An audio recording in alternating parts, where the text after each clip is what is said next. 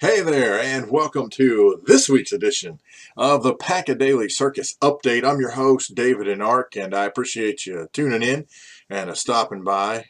We are going to get you up to date with what's happening in the Pack-A-Daily Circus, and we will go from there. And remember, this week is the contest gets underway for winning a free code for Out of the Park 16, and we'll talk about that later. We got plenty of time for that. I'll get that to you here in a little bit. First of all, updates within the actual program itself. Um, I believe I've got everybody's correct players assigned to the teams. I did manage to find a host that I can upload the files to. So I've already started that. I'll continue that. When I initially started it, I ran into an issue. It said I had met my disk space quota, but I'm not even close to my quota. So I'll have to figure out what's going on with that. In the meantime, the information that is out there, and I don't have the website off the top of my head. I'll have to get it. Actually, just go to tribecards.net and look at the post, and you can find it. I'll post it in the description down below, and so that way you'll know what the address is. But those stats are from like April 23rd or something, and that's where we still had the players assigned to the wrong teams, that kind of stuff. So don't freak out if you find players over there that aren't supposed to be on your team, or you're missing players you thought you were supposed to have, that kind of thing. I've got it all squared away at this point. I do still have a weird issue where some players that have not been drafted are still assigned to teams. I don't know, man. Basically, the way I'm handling that, because I've got the master list of players and managers now that I hand enter, whenever we have a draft or whenever we break a pack, I look and see, and if it's not in the master list, then they're up for grabs. And so if it turns out that they were assigned in game, I just reassign them to the correct team. So as you're looking over stats online, you may see players that have not been drafted yet that are on your team, and they may be doing great for your team. Well, that's all well and good for now, but consider them temporary residents until we bust open a pack and they end up on somebody else's team. I guess we'll call that a trade or something. I don't know. Anyway, not really a trade. It's the game being weird and me ironing things out. So that's where we'll go with that. All right, in the meantime, let's talk about the standings here. I ran the simulation. I'll post the current standings here once I get done with the video. So you can check that out at tribecards.net. And but what we've got here is the Uptown Funk League Piccadilly Division. Prowling Cats are in the lead. They are one game ahead of the Super Duper Men. So that's been a back and forth kind of fight here. Aaron Rose is hanging strong in third place.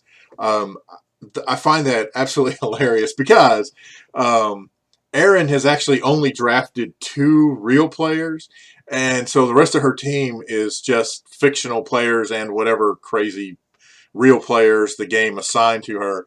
So her team's actually holding up quite well, given the fact that she only has 2 actual drafted players on her team. Go figure. Dominic FDNY, 9 games out, and Arp Smith, they're in last place, and unfortunately currently have the harshest record in terms of being games behind, 15 games behind the Prowling Cats in the Piccadilly division. Arp Smith is going to have to do some work to get out of the basement there. And then we'll move on to the Leicester division. And in the Leicester division, Play at the Plates is leading that division by a game and a half over the Wilsons. And they are ahead of Captain Kirk's, and then Jennings 64, and Thorzel still in last place, 10.5 games out of first in the Leicester division. So I don't know. We'll see what's going on there. It's rough. Thorzel's having a rough season. In Punto Obelesco, Alex All-Stars and Juliet Convicts are tied. They've got 19 wins, 12 losses apiece. Then Stealing Home comes in. They're 3.5 games out. and then that's followed by Maddings and Thoughts and Socks for the Punto Obelisko division. In Bakerloo, what can I say? The Tribe Cards still have a lead. In fact, Tribe Cards are 4 games ahead of GCRLs. Now, the GCRLs are only half a game ahead of the Bo Rosneys, so there's definitely some competition going on for second place. Sox Fan for Life comes in 4th, and the Saitama Sushi are 9 games out of first place in the division, hanging out in 5th place. So that pretty much takes care of the Uptown Funk League. And we move over to the Downtown Groove League in Green Park Division. The Eastern Virginia Mutts are leading that division by 2 games over the Kazi's. Night Owls are in 3rd, RJ Breeze is in 4th, and the Idaho Astros are in 5th. They are 12 games out of first place in their division there. So the teams are at the bottom. Man, some of those, you guys are really having a hard time here in the game. And hopefully we'll be able to iron things out and get you guys boosted up and move up within your division. In Oxford Circus, Pennsylvania BCs are 5.5 games ahead of the Jacksonville Jobu. And then we have a weird thing here. Captain Canucks, Illinois Jafronius, and the Peters EJs are all tied for 3rd place in the division. So the Jobu are 5.5 games out of first place there, but the other teams are just 6 games out. So there's only a half a game between second place and 3rd place with the big traffic jam that's going on there. So that's pretty wild. That's cool. That's an exciting division to be in, I think. We're moving on to the Downtown Groove Lily Whites division. We've got the Balking Dead. They're 4.5 games ahead of the Ventura County Royals. And the Royals are 2 games ahead of Backstop Cards. So that puts Backstop Cards at 6.5 games out of first place. And then things really drop off. The Cobb County Super Chickens, 11.5 games out of first place in their division. And then Enamel Rods, they're sitting at the basement at 13 games out of first. That's a bummer. Here's the kicker about that, though. Their win-loss percentage, they're a 313 team. So it's just a tough division to be in. The Balking Dead are actually 733, and then the Royals and Backstop Cards are both over 500. So it's just a tough place to be. Tough place to be. And wrapping up the Downtown Groove League, we've got the Caring Cross division.